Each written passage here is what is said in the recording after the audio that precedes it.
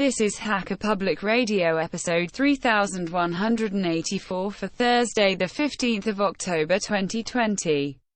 Today's show is entitled Linux Inlaws Season 1 Episode 15, Its Security and Stick Insects, and is part of the series Linux Inlaws. It is hosted by Monochromec and is about 56 minutes long and carries a clean flag. The summary is how to secure photos of your stick insect collection and more. This episode of HPR is brought to you by anhonesthost.com. Get 15% discount on all shared hosting with the offer code HPR15. That's HPR15. Better web hosting that's honest and fair at anhonesthost.com.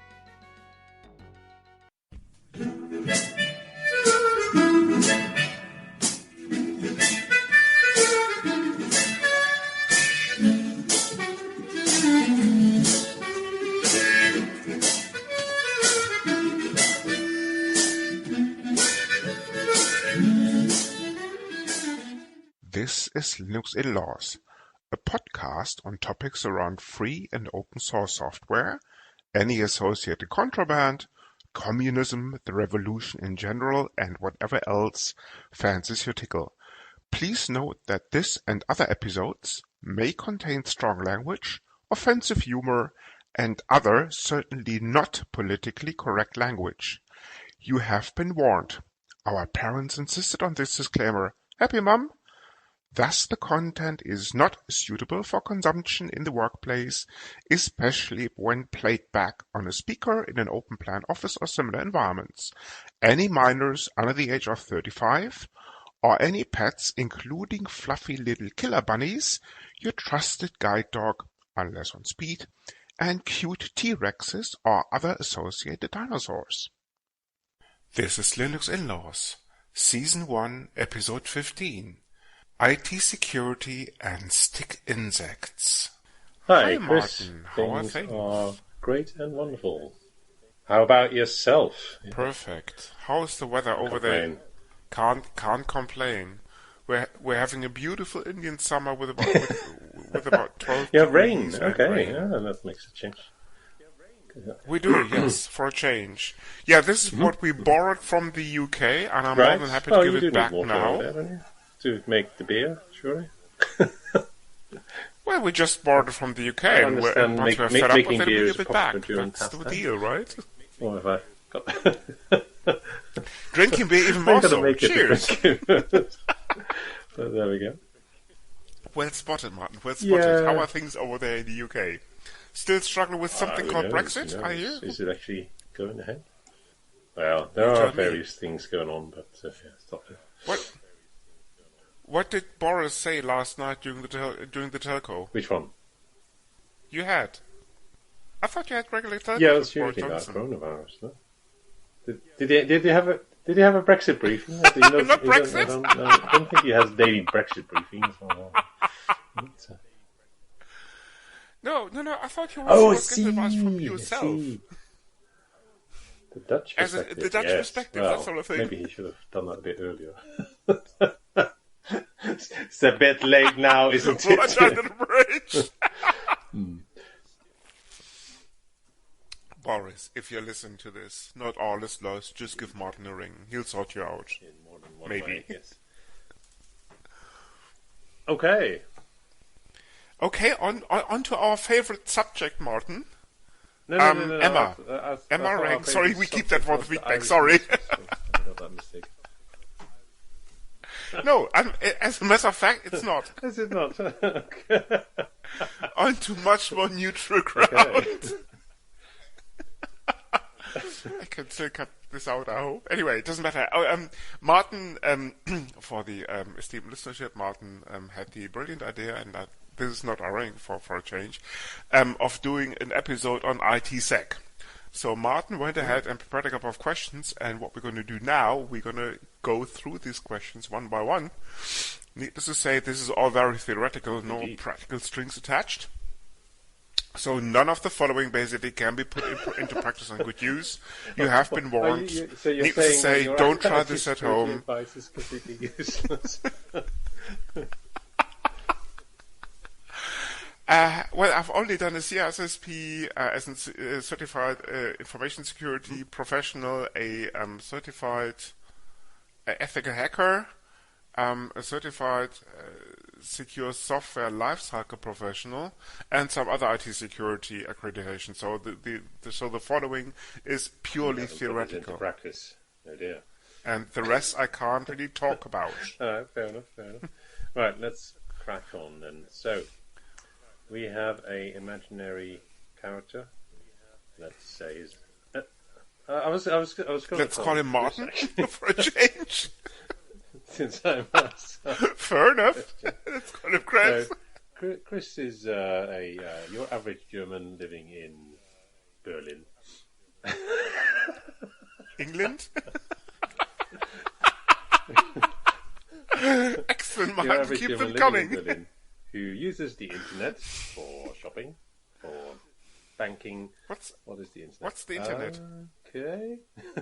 So Chris is not familiar with the internet, is he? Or well, I do not know. Do explain more. This Chris has at home. He has a telephone, and he has something called Wi-Fi, which he calls the internet. And so he uses this Wi-Fi to buy stuff, to do his banking. He's heard about cryptocurrencies, so he decided to put his spare few Deutschmarks Martin, I really think we should call him Martin rather than Chris, because this is much closer to home. No, I don't do any shopping online or bank. Sorry, Right. I'm just saying. Peter. Oh, let's call him Peter. As in Peter C, yes. Is that a German name? As in C, period. No, but you see, well, if we call him Peter Carlo, he might be listening, so he might get offended. So we just call him Peter C, that's okay. Peter is of course a Dutch name, come to think of it. As in P-I-E-T-E-R. Peter Carlo, of Friday Slabs fame, if you're listening, this is purely not unrelated, so don't worry about it. Don't get offended by no means. Yes. Let's call her Emma. Emma doesn't do any online banking. Okay. She does cash only, apparently. David. Let's call him David. Right. For a change. Yes, David it is. Yes, okay. That leaves us with Excellent. 5 minutes for the questions. Indeed. All right. What was his name? David. Go ahead, Martin. Yes. What does David do, so and David why is concerned about IT Wi-Fi, security? Shopping, banking, crypto, investments. And he has a large collection of photographs of his beloved stick insects. Now, animals? What are stick insects? No, they resemble a stick, so that's why they're called stick insects. You may never have seen one because you may have mistaken English one invention for a or branch. something? Or stick. Anyway. I see. This comes close to collecting coins and collecting stamps, right? In terms of riveting adventures. It's even harder to misplay, especially if you let them out in the garden. The coins and stamps, I'm sure. So you collect them, but they're still alive. So. I guess you could. And then you. Thing. Yes. Yeah, but then there certainly would be dead. Ask David. I don't know anything about sticking. But apart from what they look like. But I digress, of course. There's a certain diversion tactic here going on to not answer any questions, perhaps. No, Martin, there isn't. Go ahead. Right, so David had this brilliant idea, where am I going to keep my photos? And then, where is he going to keep his password? Because he had been using the same password for all his accounts, and then someone said, "Ooh, this is a bad idea." So he then thought, if I'm going to change all these things, how am I going to remember them? Fine. So passwords for his banks, his shopping accounts, his dodgy websites, his... What are dodgy websites? Websites who dodge. Do websites dodge? Like from bullets and stuff and whatever, or I don't know. Indeed. But there is also a different... Fair enough. Connotation, meaning for it. The beginning. Okay, let's start at the beginning, Martin. These pictures, yes. These pictures of stick insects. They are digital. Yes. Yes, they're digital, fair enough, yes. How would they be rated? Are we talking about XXX pictures, like stick insects copulating and stuff? I don't know. Are we talking about innocent pictures, like... This is a theoretical question, right? I don't know any David. I see, okay. So the idea is basically... You do know quite a few Davids, Martin, don't worry. By the way, do you collect tickets? Martin, don't ask him. You might get offended. The David I'm just thinking about. Fair enough. Okay, David wants to collect these cherished photos of stick insects somewhere secure. In many meanings, right? So portable. He wants to be able to access them from anywhere, so he can show them at his at the yearly stick insect conference, stuff like that, right? Yes. Riveting. So in that case, I reckon he should put them onto a USB, which is encrypt stick, that is. Because we are talking about stick insects, right? Carry on. Okay, no, I mean, a couple of things come to mind. He can build his own personal cloud, like an Nextcloud instance, which he can subsequently secure, or sounds if a bit challenging for David, doesn't it? He wants to put these... It depends on the technical knowledge that David has. David who just uses the internet for shopping, etc. Okay. If David wants to put these pictures onto a USB stick, there are a couple of options.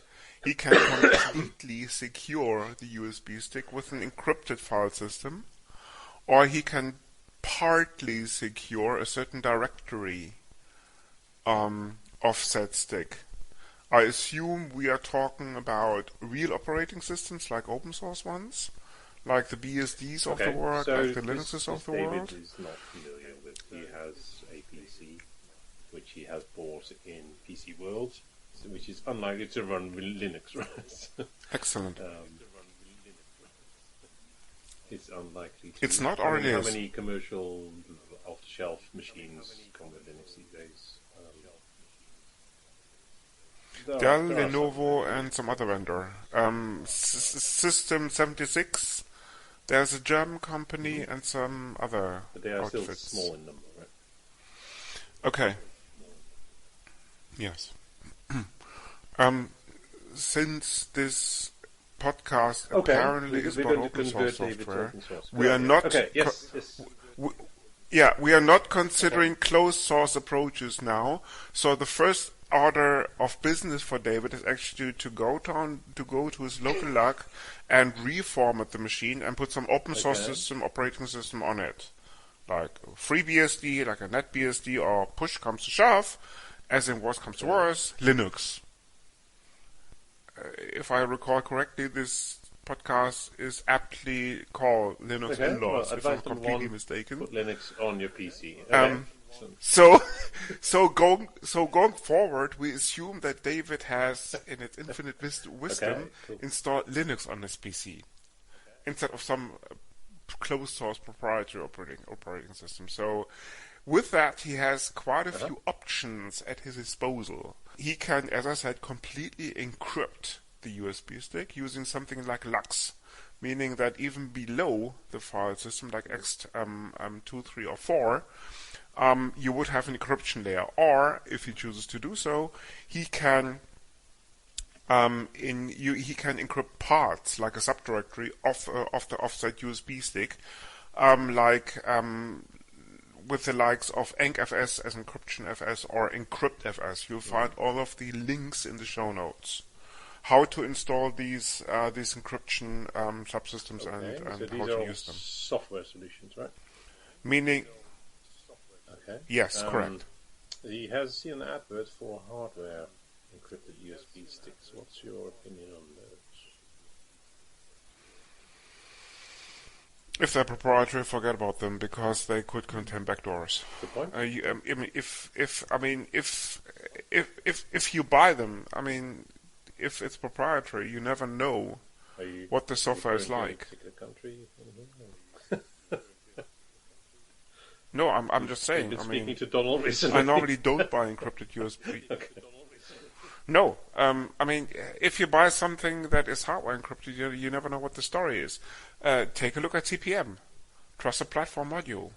Yes, you can use it as a fancy key store and all the rest of it, but at the end of the day, you're looking at a Minix kernel, or Minix-based kernel, sorry, Andrew, if you're listening, Andrew Tannbaum, of course, but Intel has done much more with this Minix source code than just providing a secure key space or key store.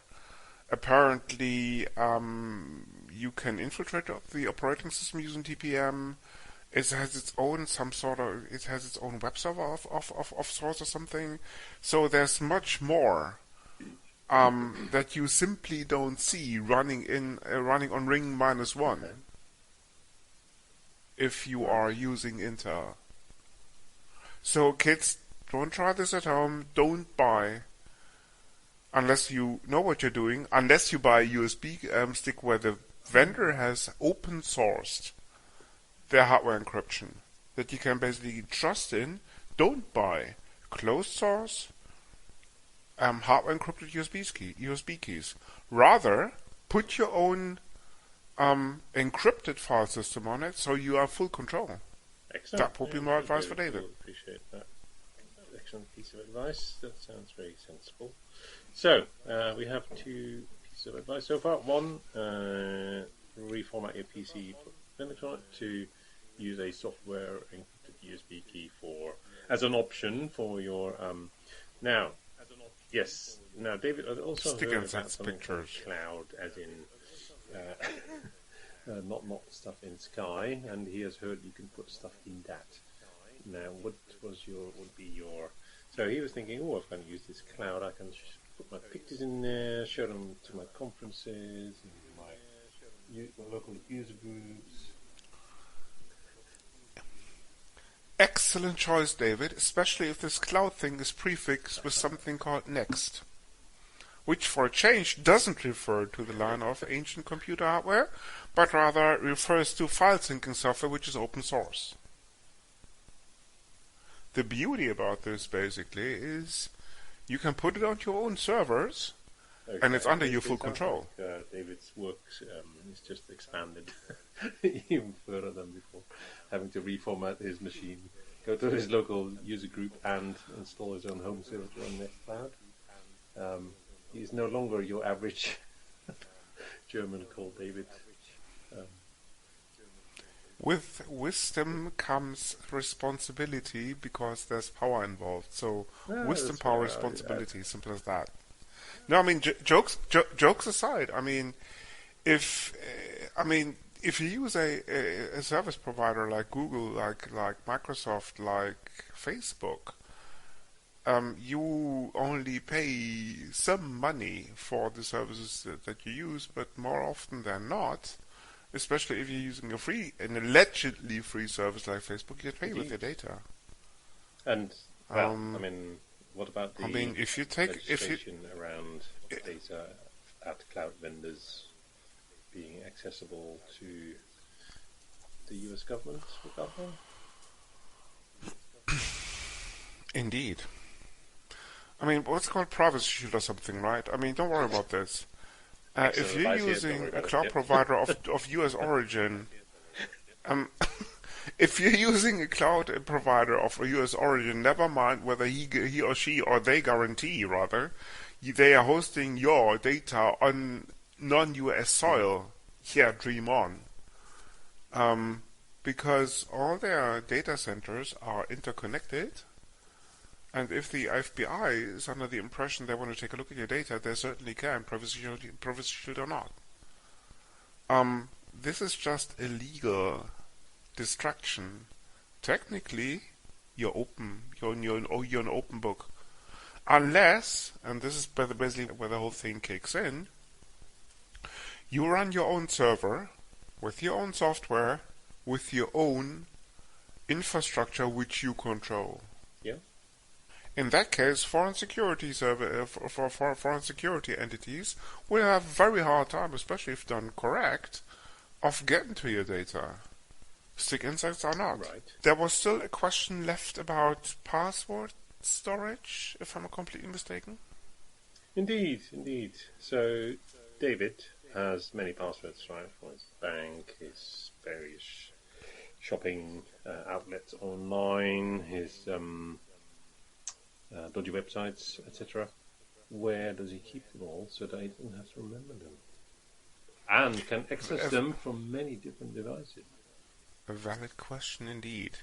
The homegrown solution, and this is kind of a tried and tested approach, would be to use an open source password manager like KeePass. Some of the more popular password manager. Mm-hmm. By the way, you'll find all the corresponding links in the show notes, so not to worry about this. KeePass runs on multiple platforms, runs on multiple architectures, and of course, all that is required for KeePass is essentially a file system location where it stores the encrypted password. So essentially, if you set up a Nextcloud instance, if you then point KeePass to this Nextcloud instance, ideally encrypted in terms of that we discussed before, you have all of the passwords at your disposal on each and every device that is supported by Nextcloud, including your mobile devices. Because what you essentially do is you store your passwords on this Nextcloud instance, and then you download the corresponding files onto the corresponding device and simply point the instance of KeePass running on this device at this location, and you're all set. Excellent. Sounds like a good solution. And any alternatives to KeePass, Debbie? I'm sure there are multiple things that come to mind. KeePass is probably the most popular one. Again, there are certain cloud-based services, paid and free ones. Personally, and I reckon that goes for Dave as well, David, I wouldn't trust these providers because they are... These passwords would then be, like LastPass for example, these cloud providers basically take your data, although they tell you that this is secure, because more often than not, the underlying software infrastructure is closed source. You don't know what they're using. They don't know what they're doing with your data. So, bottom line is, if you want to stay in control, do it yourself. Simple. Okay, excellent. Yeah, so I think that leads us to the conclusion that if you want to do anything secure, you run it yourself on your own server. Indeed. Okay. Because the more you give away, the more you lose control. Uh-huh. Simple. Yes, agreed. So, okay, so David has 1 year later, David is running his own server for his file sharing, for his password file, for his, what else is he running? IP security cameras, his doorbell, obviously. Obviously, of course, yes. It's most important, yeah. Now, how does he secure all that? Apparently, David has grown up now, because if he's running a web server, for other purposes than just running Nextcloud, apparently that requires an initial approach at how to secure this. The old adage still applies. there is no such thing as an unbreakable system. Even systems that are not connected to this cat video file sharing network called the internet are still subject to compromise, because if it's not connected to the internet, you simply break into the facility where the machine is hosted. Well, now, you may secure this facility left, right, and center, but that only means raising the bar. So it's just a matter of bankrolling the project, because there is, as history shows us, there's no such thing as a secure site. You can only raise the bar. So your average Joe Block doesn't necessarily break into Fort Knox for a reason, because that site is heavily secured. But as well. that aside, yes. But given enough money, given enough time, given enough effort, and these are obviously all equivalent, somebody, of course, can break into Fort Knox. Never mind the security put around it. So it's like a cat and mouse game. Now, needless to say, for doing so, there must be a corresponding interest, because your ordinary thief wouldn't have the means at his or her disposal to break into Fort Knox, because you're looking at, I reckon, at least 7 or 8 digits in order to bankroll the project. Because you're talking about multiple teams, sussing out the vicinity, taking a close look at the physical security, taking a close look at the policies surrounding Fort Knox and all the rest of it. You're probably, and this is just a wild guess, you're looking at a year plus. So this doesn't come easy. But once you're inside Fort Knox, how many billions of dollars are at your disposal then, Martin? A couple of them, right? It's the Federal Treasury Reserve. Yeah, I'm not sure if that still happens. Gold is kind of obsolete. It's just paper nowadays. Apparently some people have tried, but so far all have failed for a reason, that is. Yeah. Okay, back to the subject at hand. Indeed. Indeed, so before I digress more and Barton gets annoyed, yes. Interesting theory about Fort Knox, but can't take that one today. No, not anytime soon, exactly. No, you see, the whole thing is basically do it with intelligence, in terms of before you even sit down and kind of plan your whole endeavor, you take a close look at what are the risks at hand, how can I mitigate them, avoid them, or transfer them. This is the usual approach, like taking out insurance. That would be, for example, transferring a risk.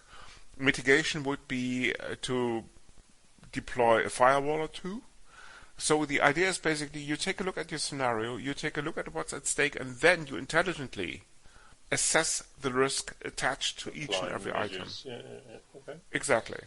So once you've done this exercise, let's take the example of a web server, or a general domestic infrastructure, let's put it this way. You should arrive at something called a DMZ architecture, outlining the demilitarized zones that you need right from your network router to your crown jewels, including firewalls, intrusion detection systems, including prevention systems, and all the rest of them. Once you've done this, it's just a matter then of securing the various parameters and hardening the underlying infrastructures, like the operating system, like any virtual machine that you're using, like any containers that you're deploying, like any firewall systems that are guarding your DMZs, never mind IPSs and IDSs. Once you've done this, you probably have raised the bar sufficiently enough that anybody without the corresponding means at his or her disposal have probably a very hard time breaking into your system. Right. When you refer to means here, you mean the actual physical hijacking of these servers? Okay. How would you break into a system, Martin? All you have is basically one IP address. What do you do? Scan some ports first. See what's open. Excellent idea. What happens then? Hang on a minute. You're supposed to be answering questions. No, Martin. Let's flip the. How do you say? Let's flip the table for a bit.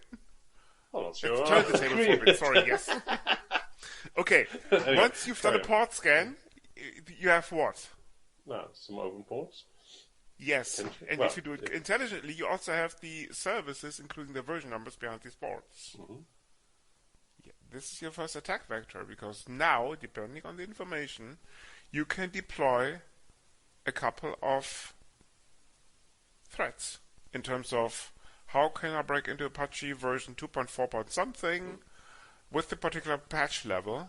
What is the attack surface? Right. Once you've mapped this out, you are, well, I wouldn't say you're halfway there, but you have at least made a first foray into the network. So here, the important point here is to keep your all your software patch right there because of the very important, yes, known and CVEs and stuff. And the beauty is, of course, open source. The open source world gives you a foray, really a comprehensive array of software infrastructure to harden your system. It starts by hardened operating systems, like Linux, of course, comes to mind. You have various firewalls at your disposal. Most of them would be IP tablespace, and then you have a whole tool chest of tools, ranging from Snort, which is a network-based IDS, right up to something called fail-to-ban, never mind PSAT, two tools which are able to analyze log files and based on the information found in these log files, in the case of fail-to-ban, basically ban IP addresses. And the third tool is PSAT, basically something that is able to detect even port scanning.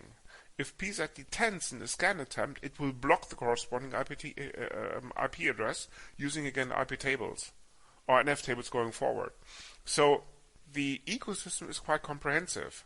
Snort, essentially, which is, again, a popular IDS, takes a look at the network traffic on the network layer flowing you through your system.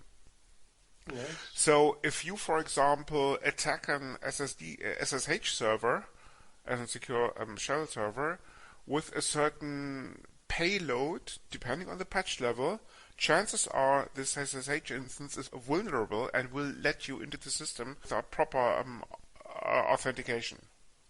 This is a network level attack, relying on a malformed network packet. In contrast to this, tools like fail-to-ban essentially analyze log files, and if they come to the conclusion that you're trying to break into the system, will again ban your IP address. Let's continue the example of SSH. If the SSH server log has a certain number of authorization failed entries, fail-to-ban will immediately use IP tables to block the corresponding IP address. Mm-hmm. These are two different levels of attack prevention, and again, the open source world is at your disposal with regards to a very comprehensive set of software infrastructure ready to be deployed. It's just a matter of, again, analyzing your attack surface, sussing out what has to be hardened and to what level it has to be hardened, and then deploying the corresponding software infrastructure to make this secure. Indeed. However, just interesting perspective on SSH servers and dealing with attacks on certain services. Would we not consider running a VPN instead for things like SSH or file sharing that are not necessarily required to be publicly accessible right by anybody but the system owner? Again, I mean, using commercial VPN servers, you never know what's behind it. Do they lock your IP address when you connect to them? I'm led to believe most of the free VPN services do this. So you might as well not bother, because once somebody knocks on their doors and they hand over the logs, that's that for security. You're much better off using something like Tor, as in the Onion router, which is a really anonymizing network, in contrast to your commercial VPN provider. No, unless you're running your own VPN server on your Of course, needless to say, yes, you can run your own VPN server. Two very popular tools come to mind: OpenVPN, which is slightly more cumbersome to set up, and in contrast to this, WireGuard, which is probably the latest addition to the ecosystem as the new kid on the block. Essentially, it's a VPN that it requires basically is a key pair. It is a public key infrastructure based VPN that is pretty simple to set up. Even somebody called Linus Torvalds has given his blessings to the addition of the corresponding crypto code to the latest kernel version, if memory is anything to go by.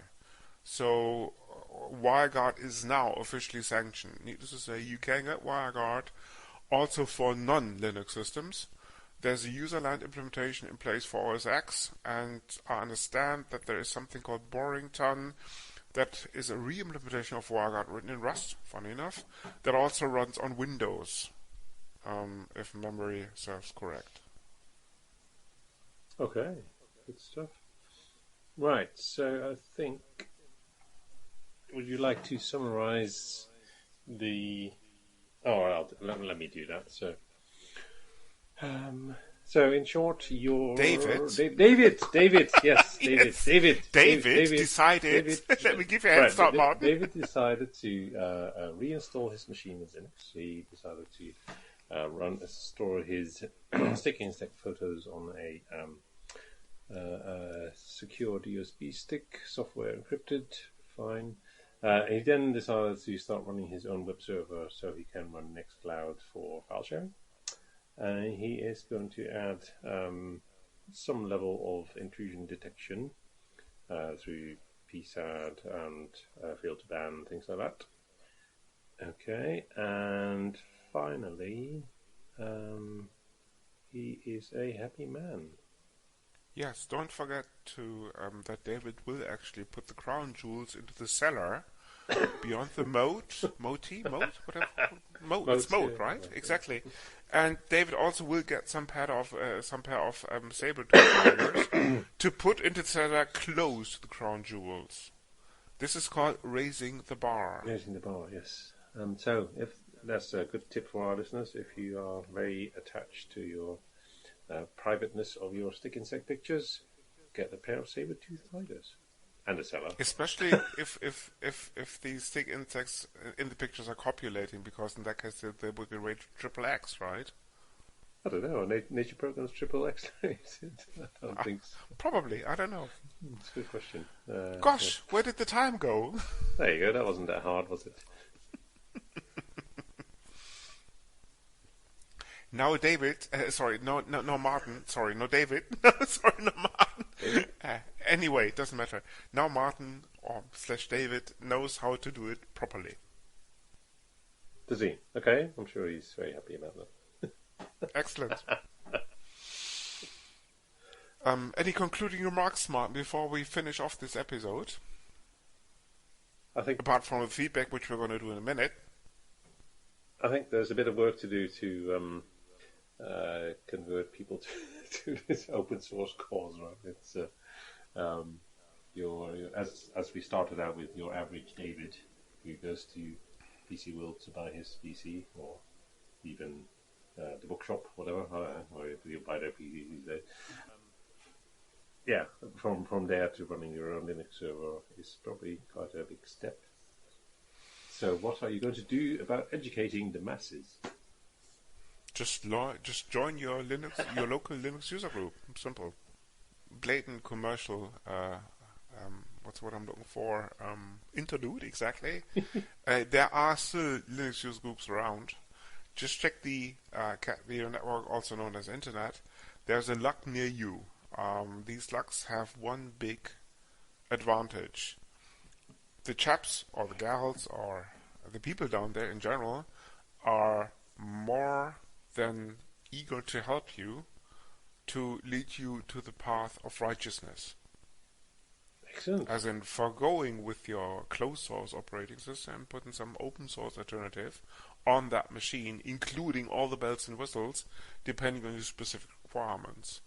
So as a matter of fact, and then it's just basically down to choosing the right distribution, I can recall seeing somebody installing Linux Mint, which is a popular distribution based on Ubuntu, within 15 minutes on his SSD-based Dell XPS 13. So it was just a matter of basically reformatting the partition, putting a Mint-based Linux Mint-based stick into the USB port, and then rebooting the machine. And within 15 minutes, the base operating system was installed on that laptop. So it's not a big deal, especially with beginner-friendly distributions like Linux Mint, like maybe even Ubuntu. Yeah. It's not that complicated at the end of the day. There's something called DistroWatch. The website, I think, is distrowatch.org.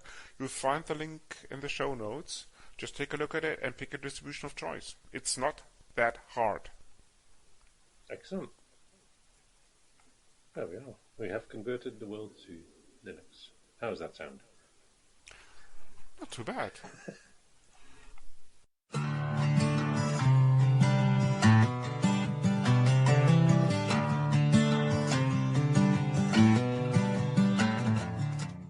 You have some feedback on the stand?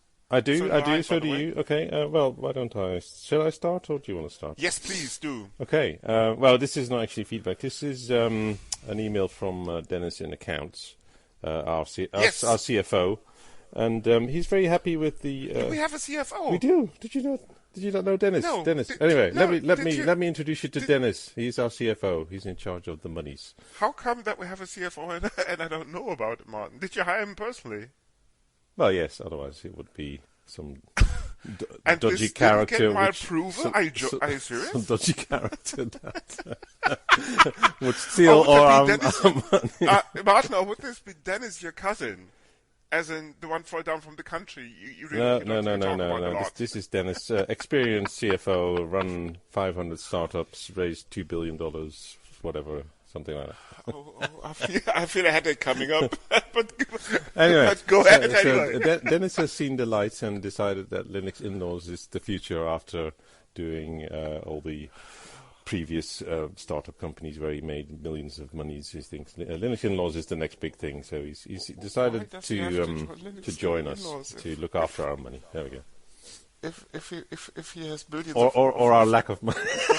Anyway, beats me. Anyway, carry on, Martin. Right. That's all Yes. about the final details. Final details. So, Dennis, our CFO, he has emailed both you and I. So, I suggest you check your email. I didn't get that mail, but anyway. Well, no, I didn't get this. Probably help if you actually read it at some point. But yeah.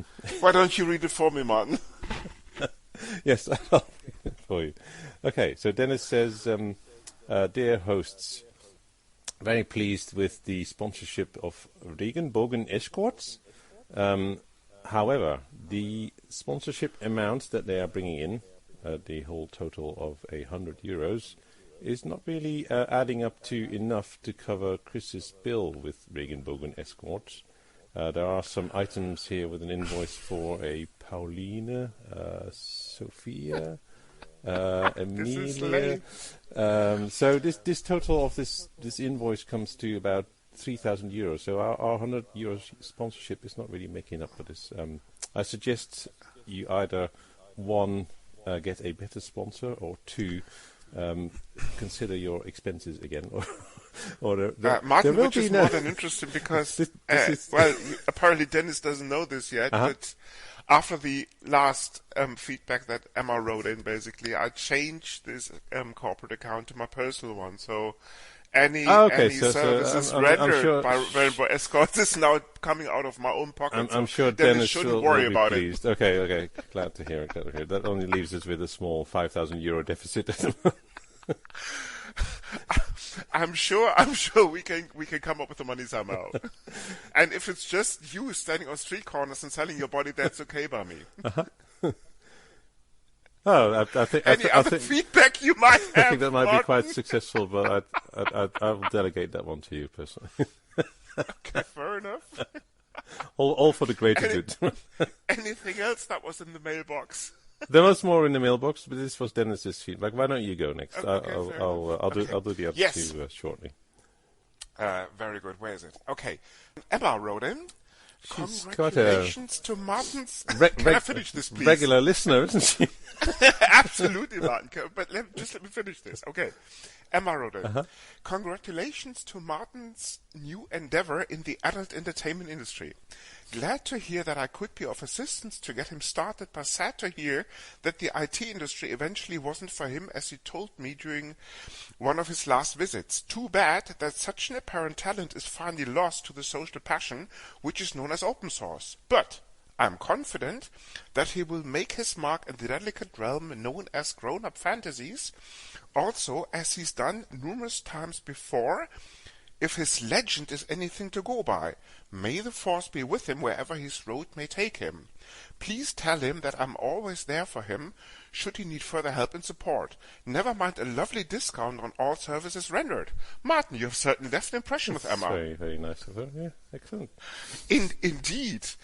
And Dennis will be glad to hear. I'm not entirely sure how this is related to the show, but... If I should change this back to a corporate account now, Dennis will be glad to hear that apparently now you're in for a lovely discount. I see. On all services rendered, she writes. Martin, do tell more. Well, discounts are always good, but sponsorship is better, right? That's yeah.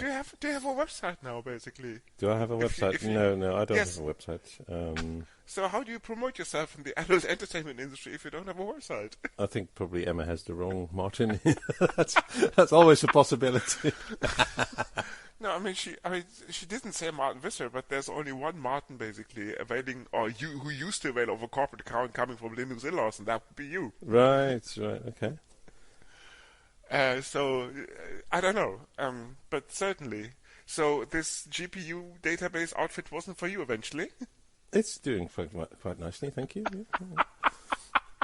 Do they know about your what's it called, the kind of secret existence? My secret existence. It's a good question. In the adult entertainment industry. I could ask you the same about Redis. Redis, for those few listeners who don't know what Redis is. I don't think that's part of of the contract, is it? Do you have any sidelines in adult entertainment? I do not, Martin. You don't know? No, neither do I. That's all right. No, but and I'm not too sure how Redis features in here, because Redis, as we probably all know, is an open source BSD licensed NoSQL in-memory database. It's debatable, but yes. No, it's not. Let's not go there right now. Oh, Martin has a lot of work to do, apparently. Sorry. Okay. By the way, Dennis is not looking after your books now, is he? I'm just checking. No, he's looking after our books. That's good. So you have your own accountant if you are starting off in the adult entertainment industry. I don't know. Do you need one? Why don't you? Why don't we do a special on Chris's exploits in the adultainment industry? How to set up your accounts and your website. That would be a 10 seconds episode, because there aren't any, Martin. Oh, I see. Excellent. In contrast to other people, if Emma's lore is anything to go by. Emma's lore, brilliant. On to the remaining feedback. Yes, the final feedback is from Brona. Who's Brona? So Brona wrote in saying, back in 1993, I was going through college, Nurses College in Dublin. And during this time, I met a lovely chap called Chris. We used to call him Little Chris. So I think of him quite fondly sometimes. He was going through college on some EU grant, which he used to mainly spend on myself and my friends to support my income. I had to do various outside of study activities. Excellent. My past its ugly head, apparently. I have to say that he was a lovely guy. You did sign the NDA. You remember this, right? Yeah.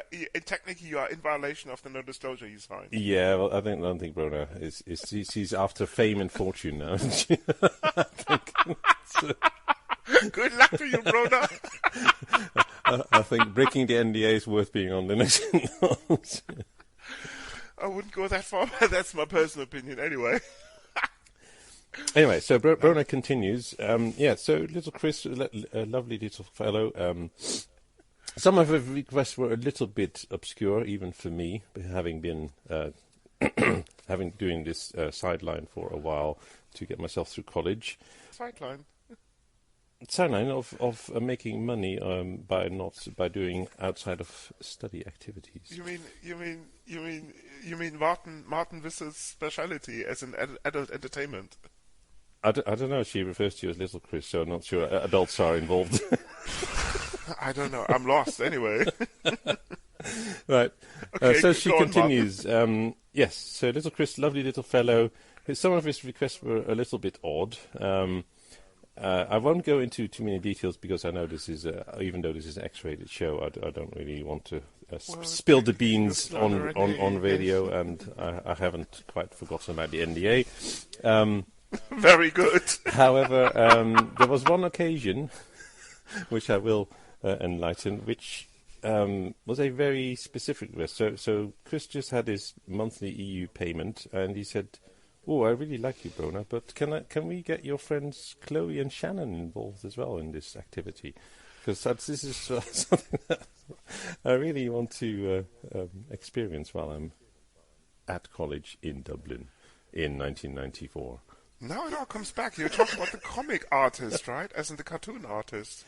Yeah, I can remember that actually. Okay. There were 4 girls, which we had a lovely afternoon, and then they sold that stuff to Marvel and made a fortune of it.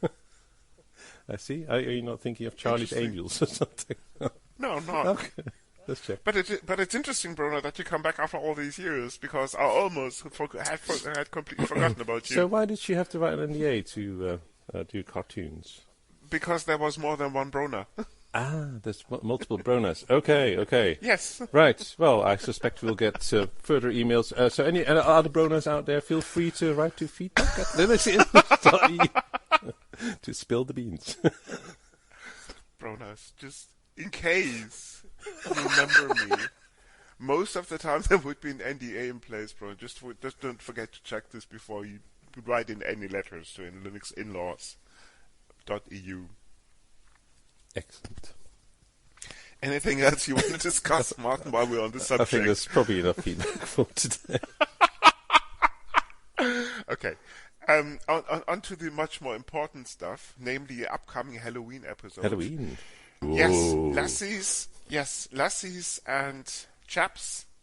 There will be a special Halloween episode penciled in for, funny enough, for the 31st or around the 31st of October. And for this we need your questions, because the idea is, never mind how gory these questions are, we will have no censorship actually for this episode. So anything goes, just as long as it's open source related. Just send your questions in and we will do our best to answer them. Excellent. And that was the teaser for our upcoming Halloween special. Okay.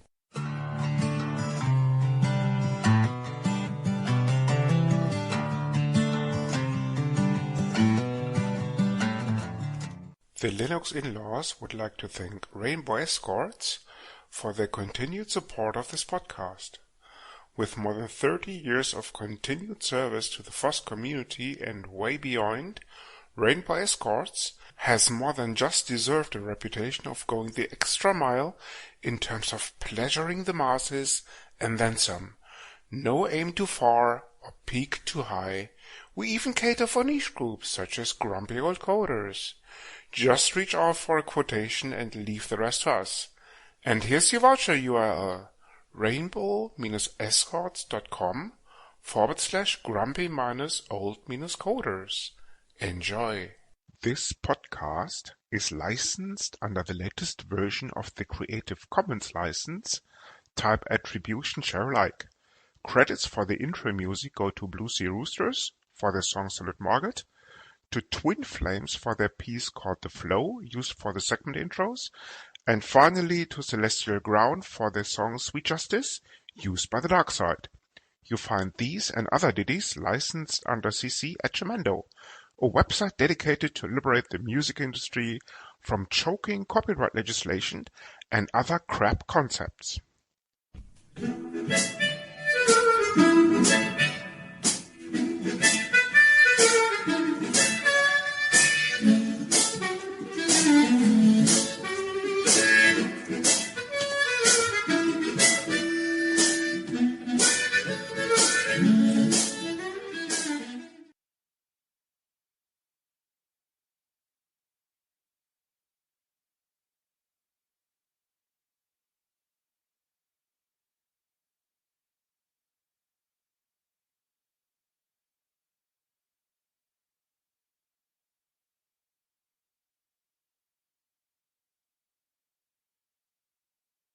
Now, yes. Guten Morgen. So, on to the feedback. Feedback. Yeah, but... Yeah, feedback, Martin. Okay, cut. This is feedback. Cut, yes, Martin. Feedback. Okay, On to the feedback. Yes. Hurrah. On to the feedback, Martin. Thank God I can edit this afterwards. Martin, you have some feedback. It depends if you're in the post-production. Yes, I am doing this. This will make for some great outtakes. Anyway, it doesn't matter. On to the feedback, Mr. Visser. Yes. Okay. You have... Okay, shall we move on to the next feedback? Please, Martin. Okay, I have Make me day. Yes, so following up from our brilliant episode on IT security, David has written in and saying, I know you is being an open source podcast, however, as is being a good idea to do the stick insect episode, please. Which is funky because we have just done this episode. How can David write in if this feedback part is coming right after the IT security thing, Martin? Yes, but David sent two emails in quick succession. Did you not? Why don't you read your email? I didn't get an email, Martin. I think you just made. You're just making this read up. The feedback email box sometimes, as well as the one from accounts. Or do you need a PA, perhaps? I think the only person in dire need of a PA is you, Martin. That's beside the point. Uh-huh. I think we should cut this out because it doesn't make much sense. But anyway. Okay, is there anything else we should talk about? Yes, upcoming episode. Episode? Yes. Hang on a minute, there finished is... with the feedback. I thought you had. No, there's another feedback. More. Why do you not read your mail? I didn't get these mails. You didn't get these mails. There's obviously No. something wrong with your mail system. What are you running this on? Linux, as a matter of fact, and Does it work? It works quite well. Thank you very much. Or do you have too many filters on it, perhaps? No. I'm sure. Well, anyway, the email. So on to the remaining feedback.